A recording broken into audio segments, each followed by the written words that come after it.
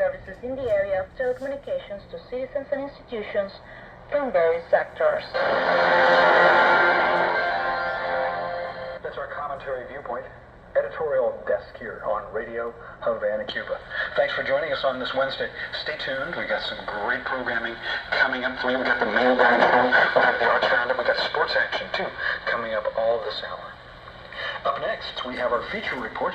Let's go over now to the feature desk for this Wednesday. Hello to all listeners. My name is Alejandra Garcia, and today I will talk about Kenya, where the lack of jobs and trust are prompting young Africans' economic struggles.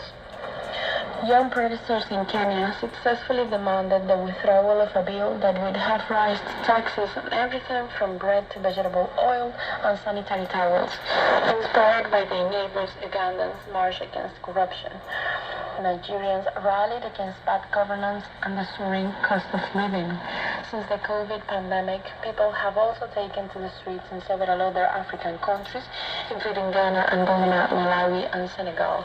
While each protest has had unique drivers, they have something in common: booming young populations struggling with high inflation, a lack of good jobs, and a political class that they don't trust. Here in Kenya, if you look at these protests, actually, they were led by educated people, but most of them were jobless, said Anthony Kamande, an inequality researcher at Oxfam based in Nairobi. Africa is a young continent. 70% of the population is under the age of 30, according to the United Nations. Its population is expected to almost double in 30 years to 2.2 billion. Gen Z and millennial Africans are better educated than the generations before them. Of 22 countries that provided data to UNESCO from 2011 to 2021, the proportion of students going on to higher education fell in only 3. However, more than 10 million people are entering the workforce each year in sub-Saharan Africa, vying for just 3 million jobs according to the World Bank. Many of those who don't get formal work hustle in the badly paid, risky informal sector. Unemployment was ranked as the most important problem by 18 to 35 years old, surveyed by the Pan-African Survey Organization Afrobarometer. On top of this, the economic shocks of the past few years, COVID, conflict in Europe, and fertilizer pricing soaring, and the U.S. Central Bank's interest rate hikes pushing up borrowing costs globally, have triggered cost of living crisis in many countries. Inflation was still double digits in about a third of sub-Saharan African countries earlier this year, according to the International Monetary Fund.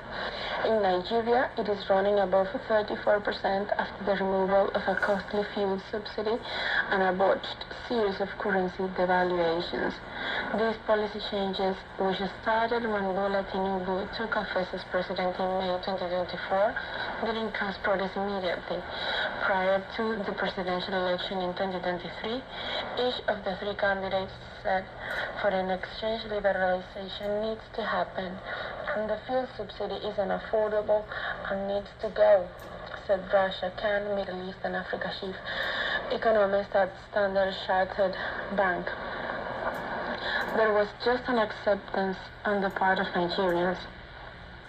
It is a year after the initial fuel subsidy removal that we are seeing progress, and that's really driven by the fact that the cost of living crisis has not eased meaningfully and that inflation continues to be at runway levels, she concluded. And you've tuned to Radio Havana, Cuba. Check us out on the social media, las redes sociales, the social networks. Find us, like us on Facebook, tweet us on what used to be called Twitter, it's now called X, and you can check us out on Telegram. We've got a channel on Telegram. We're on Instagram too, and we're just on all those grams here on Radio Havana, Cuba. Coming up next, we've got a new voice doing some sports action for us. It's Javier Perez. Thank you, Ed. Greco-Roman wrestling champion Mijail Lopez has won his 5th gold at the Paris 2024 Olympics. The best Greco-Roman wrestler in the history of the summer events touched history once again and was crowned Olympic champion for the 5th time, defeating Yasmania Costa, also from Cuba, and representing Chile in the final.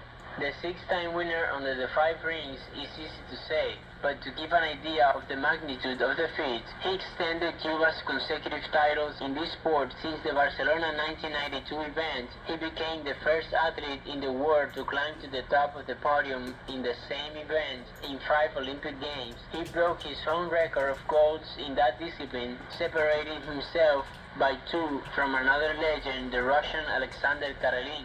He became the Cuban with the greatest number of achievements, surpassing the legendary fencer Ramon Fons.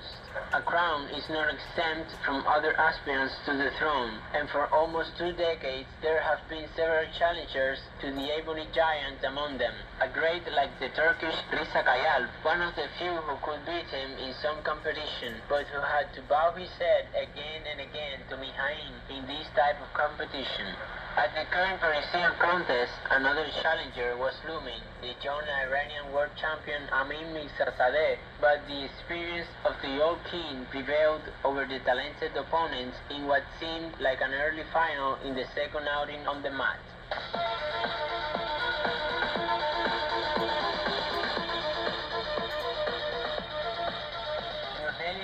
Lopez, Cuban wrestler in the 50-kg division, failed in her final match and will be fighting for the bronze medal in the 33rd edition of the Olympic Games. Guzman Lopez could not impose her rhythm against the Indian Vinesh Phogat, who was very strong in defense and took advantage of the only moment of weakness of the Antillian to take an irreversible advantage before a crowded Camp de Mars. Gabriel Rosillo, representative of Greco-Roman wrestling in the 97 kilograms, also competed for the island and lost against the Armenian Artur Alexanian, so he will also have to go for bronze.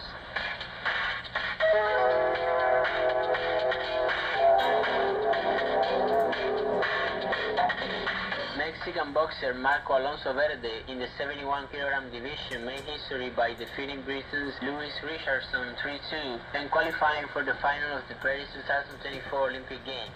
Champion at the Pan American Games in Santiago de Chile 2023, the 22-year-old Sinaloa native continued to show his class on the ringside of the Arena Paris Nord and became the first fighter from his country to secure a silver medal in 4 decades. El Green, son of a boxer who fought in the Barcelona 1992 version, will be looking to climb to the top of the podium, something that no Mexican has achieved since the 1968 summer event held in his capital city. Thanks, Javier. Javier Perez, a new voice on Radio Habana, Cuba, with sports. You're listening to Radio Habana, Cuba. This is our first hour of our English language broadcast on this Wednesday. Nice of you to join us here on the radio.